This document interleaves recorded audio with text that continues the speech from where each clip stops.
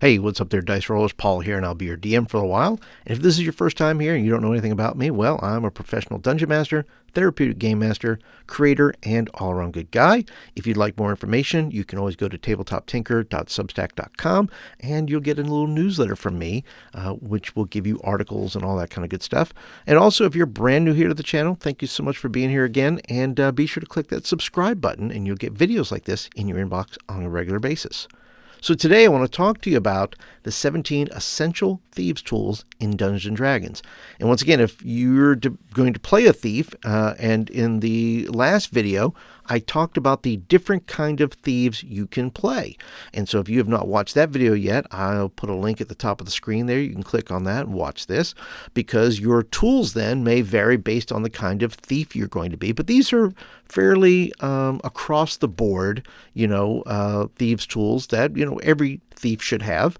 And so let's go ahead and jump into it. I've gotten some of these ideas I went way back in the Wayback Machine, and took some of these from Advanced Dungeons & Dragons rules. And so there are more lists and modern lists out there. And the reason I talk about these tools, and the reason I think they're critical, because your dungeon master, if they're anything like me, they're going to ask questions about whether you do something and what kind of tools do you have and what are you using and all those kind of things. And a lot of these tools, if you decide to use them, can give you maybe, if your DM is generous like me, will maybe give you an advantage to do the thing that you want to do. So let's go ahead and jump in and look at these tools. First, torches. Yes, these are normal adventuring tools, but my thief had torches the other night when I was playing Pathfinder First Edition, and they came in really handy because you don't really need them. I mean, if you can see in the dark, you don't need them. But if you want a torch to light up because you're dealing with angry plants like I was, well, then I have fire. I have fire to move it out. You don't need it always for light. You just need it to, set something on fire. The second thing is a disguise, right? Do you have a disguise, something you can switch into? Maybe it's a hat. Maybe it's a cloak you can put on, or a hood that you can put on, but something that changes your features in some way. Maybe it is a fake nose, or maybe it's fake teeth, or something like that. I always think of like the old movie, Pink Panther movies, where Jacques Clouseau had all these array of different kinds of disguises that he would switch into, and they were really, really funny. And then you look at something like Harry Potter, where he had his face changed. He had that thing where, remember in the movie where, his face kind of distorts, and maybe you have something like that will work, that will kind of, make your face not look recognizable, especially if you're pulling off a heist. This is kind of a critical thing so that they don't know who they're looking for. So maybe it's a wig, maybe you have a wig. That would be kind of a fun little disguise you could have. Moving on, you have thieves tools. Well, you got to have thieves tools because you want to be able to pick locks, and there's different kinds of thieves tools. There's masterwork lock, thieves tools and things of that nature, depending, if you're buying your own, or maybe you belong to a thieves guild that gives you some of these tools as well. But yeah, standard thieves tools are kind of important. You kind of need those. Then I put on there poison narcotic. Now, it's not one word. It's either poison or narcotic or both. So maybe you have a vial of poison and a vial of narcotic. The poison is it can be any varying degrees, depending on what kind of thief you are. Maybe you could get it from a certain kind of insect or toad or snake. Maybe you want a very specific kind of poison or venom that you want to use. Maybe it is your signature, right? Maybe you have a signature poison, and you get a name for yourself for using a certain kind of poison. And then you have narcotic, and that narcotic could be something that puts somebody to sleep. Right? It's not necessarily meant to harm them, but maybe you just need it to, like chloroform kind of a thing, where you put it on a rag of some kind and put it over their mouth so that you can be able to subdue them quietly. And then maybe you could have a blowgun and darts. This is what you dip the poison in. You dip the dart into the poison or the narcotic, so you don't have to get up close and personal, but you have some way to do it, from a distance. And a blowgun is as good as anything. And you can have a blowgun with X amount of darts. Maybe they're already pre-soaked in that stuff so that you can just kind of put them in and shoot them. Another reason to have the poison and narcotic as well is you can put it on your weapons. So if you have a dagger or a sword or whatever you may be using, well, you can just dump that stuff right on the weapon itself. And if you cut them, well, then it's going to do that extra amount of damage. Moving on, a poison ring. Now, there's two ways. When I looked this up in the Advanced Dungeons & Dragons book, it called it a pin ring. In other words, it was a ring that had the pin already in it, that the poison, it already be poisoned so that when you're walking by somebody, you could stab somebody with that ring, and that would inject the poison into them. But this ring that I looked up here is one where you have a powdered poison, maybe, or a powdered narcotic that you would dump into somebody's drink if you want to, if the guard is there and they're drinking, their mead, and you want to be able to put a certain amount of poison that would make them sick or to knock them out. And you can put that kind of concentrated powder inside that ring and dump it very quickly, and then get away unnoticed.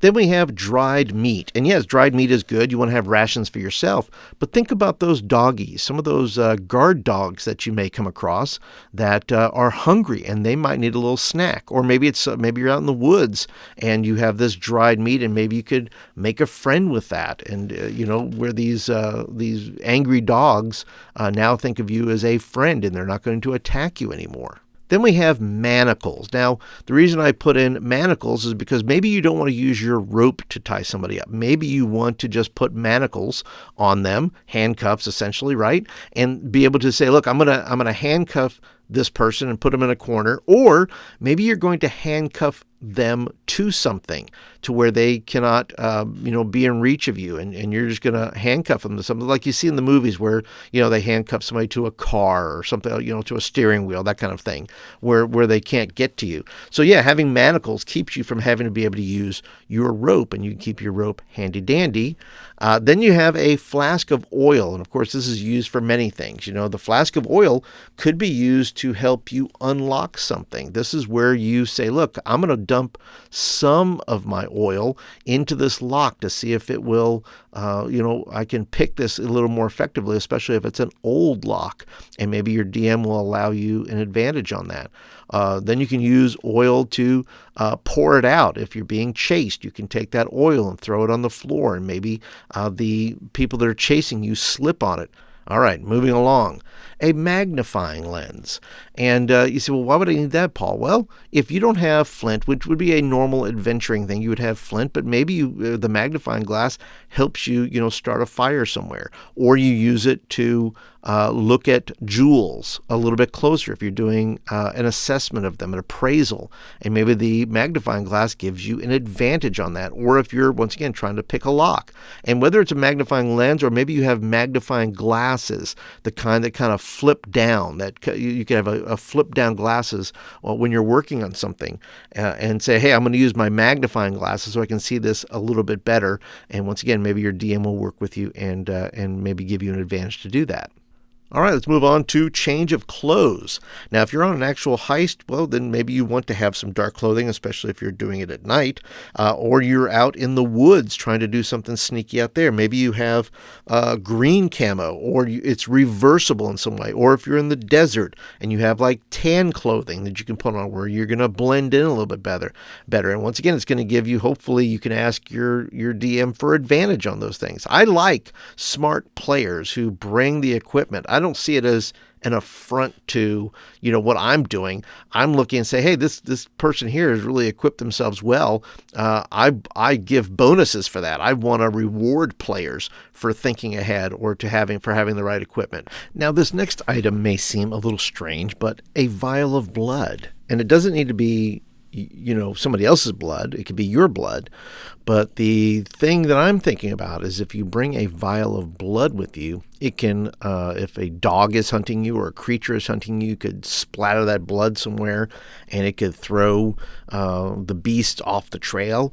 Or it could be where you pour it on yourself and you pretend as if you've sustained an injury or that you're dead, and you can pretend that you're dead. So I think having a vial of blood comes in handy if you're trying to make your escape. Now on to the trusty grappling hook. The grappling hook can come in quite handy when you're trying to scale walls. My first Pathfinder First Edition thief just used it recently to grapple with a giant vine creature to try to impede its movements and kind of like tie it to a rock or a tree or something like that to keep it from attacking the rest of the party.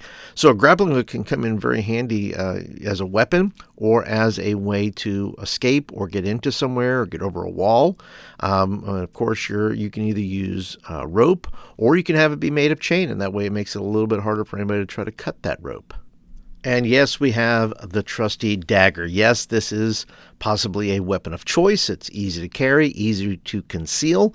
You can wear it up on your wrist if it's small enough. Wear it up on your forearm.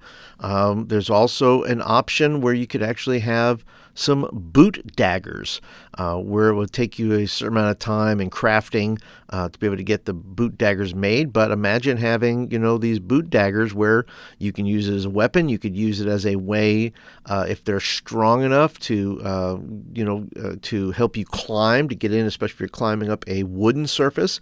Or you could put in, spikes maybe in those boots, and that way you can use it to actually climb rock and other things. So yeah, the dagger is absolutely a standard you must have. Onward to caltrops and ball bearings. And, caltrops are just meant to inflict damage.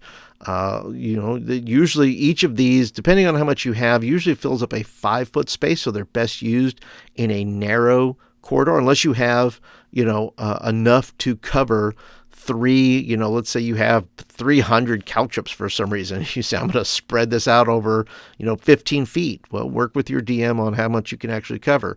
Where that's initial, you're doing initial pain there. Or you're doing ball bearings where you say, look, I'm going to make all these people roll a reflex save because they won't be able to stand up and won't be able to follow me. Those are the things you want to throw behind you. All right, moving on to a mirror stick. And a mirror stick is simply so you can look around corners or you can get a view of something over a wall or something like that, to where you can be able to view something and not put yourself in danger. You can camouflage it, or you can keep it low to the ground, however you choose to do it, where you can look around corners and be able to see what is coming before it happens. And last but not least is the handy dandy crowbar. The crowbar is excellent for when you're rolling those 1s and 2s on your picking locks checks, and you can take that crowbar and slam it into that lock and see if you can't break it. You can also use the crowbar to be able to stop that trap from resetting if you need to go ahead and jam it in there into the gears and keep it from harming your party. You can use it to move those stone covers off of those sarcophagi to get in there and get that treasure you want. And if all else fails, if you lose your weapon, you can always use your crowbar to go ahead and just kneecap somebody if you need to.